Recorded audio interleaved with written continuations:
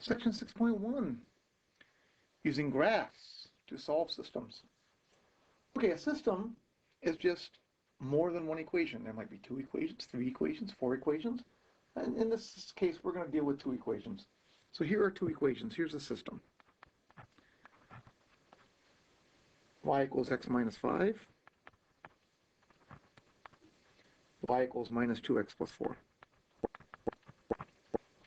What it means to solve a system, it means to find the point, x and y, that works in both of those equations at the same time, if there is one. One very common way to solve systems is to graph. If I graph these 2 functions, these are both linear functions, I'll get 2 lines. So I'm going to graph the 2 lines, and I'm going to look to see where they cross.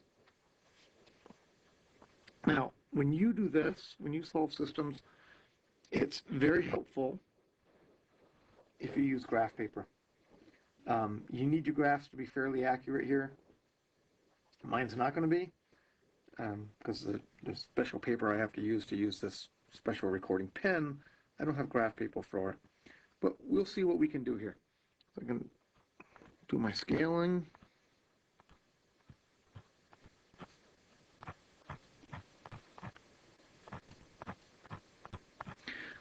The more accurate you draw your graphs, the more accurate your answer will be, and you'll be more convinced you have the right answer. All right, let's take a look at these. Y equals x minus 5. We should be able to draw this pretty easily. It has intersect at 0, negative 5, and the slope is 1, so I go up 1 over 1, up 1 over 1. I can do that several times. I would end up there eventually, and I connect the dots. And it's kind of helpful sometimes if you label these so you can see which is which. All right, and then the other one has an intercept of 4, and my slope is negative 2, so I go down 2 over 1, down 2 over 1, like so, and I connect those dots. Y equals minus 2x plus 4. And then I look to see where they cross. Well, looks like they cross right there. That looks like it's the point 3, comma, negative 2. So I'm guessing that that's my answer. Like I say, my graph isn't very accurate.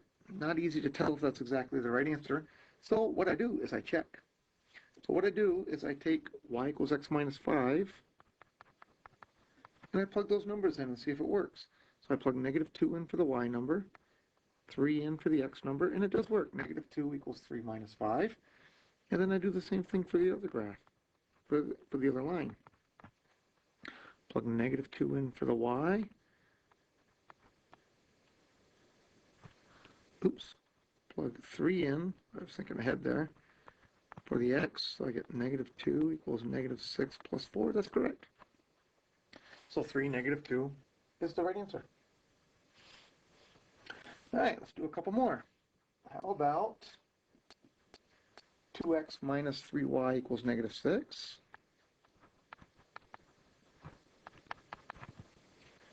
And x plus 3y equals negative 3.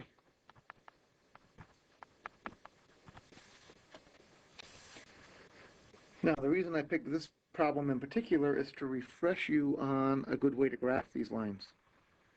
I will see many, many students take these 2 equations and get y all by itself. While there is nothing wrong with that, I don't think it's the easiest way or best way to graph these. So I'm going to remind you of how I like to graph them. All right, so first I draw my grid and I put my scaling on there. Here's what I would do. 2x minus 3y equals negative 6. I wouldn't get y all by itself. I would simply compute the intercepts. If my equation does not have y all by itself, I personally believe this is the best way to graph. I plug 0 in for x. If I plug 0 in for x, I have minus 3y equals minus 6. Divide y is 2. And then I plug 0 in for y. If I plug 0 in for y, I have 2x equals negative 6, which means x is negative 3. So I have 0, 2 right there, and negative 3, 0 right there. That gives me my two dots on the line. And I'm going to do the exact same thing for the other line. X plus 3y equals negative 3. Again, I would create a little table here. If I plug 0 in for x, 3y equals negative 3, divide y is negative 1. Plug 0 in for y, x equals negative 3. Alright, so I have negative 3, 0, and I have 0, negative 1, and I'm done. This time I don't have to make any guess as to what the answer is. Boy, my line's not very straight. That's a good thing. I don't have to guess. But I can clearly see that both of these lines had negative 3 comma 0. Okay?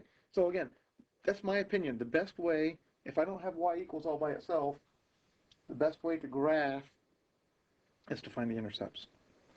All right, one more problem and we'll call this section done. How about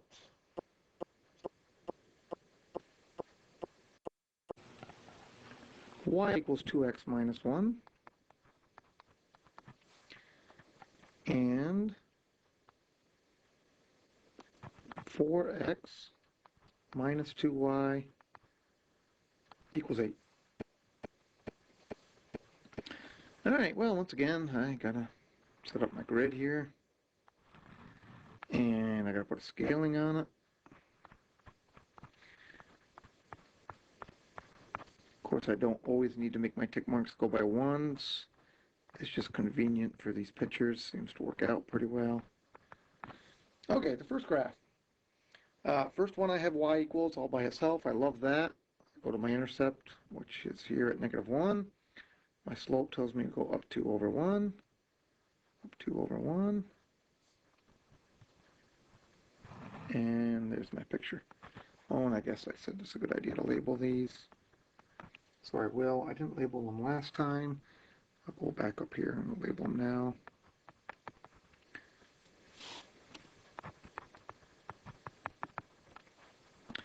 Second equation. Second equation, again, I would build this little table here. Plug 0 in for x.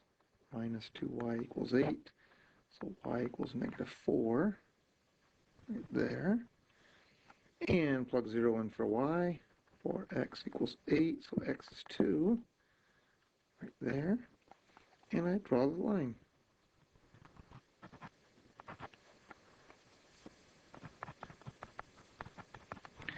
What do we see? Well, again, my graph isn't really quite accurate enough. What we should see in this example is we have parallel lines. When do parallel lines cross? Well, never. That's what it means to be parallel. So this system, we say, has no solution. The two lines are parallel. They never cross. The fancy math word you will see in your book is you will see inconsistent. Okay? So the directions in your book will say, find the solution of the system, or show the system is inconsistent, or show the system is dependent. I'm not going to give you an example of dependent, but what dependent would mean would be you have the same line twice. So if on this example here, had I given you 4x minus 2y equals 2, you would have drawn the first line, you would have drawn the second line, and you would have seen that they lied one right on top of the other. Okay? So, inconsistent, I'll write this down up here, except I can't spell it correctly today. Inconsistent, it means parallel, which means no solution. The other fancy word you will see in your book is dependent, which means when you go to graph the two lines, you find out they're exactly the same line.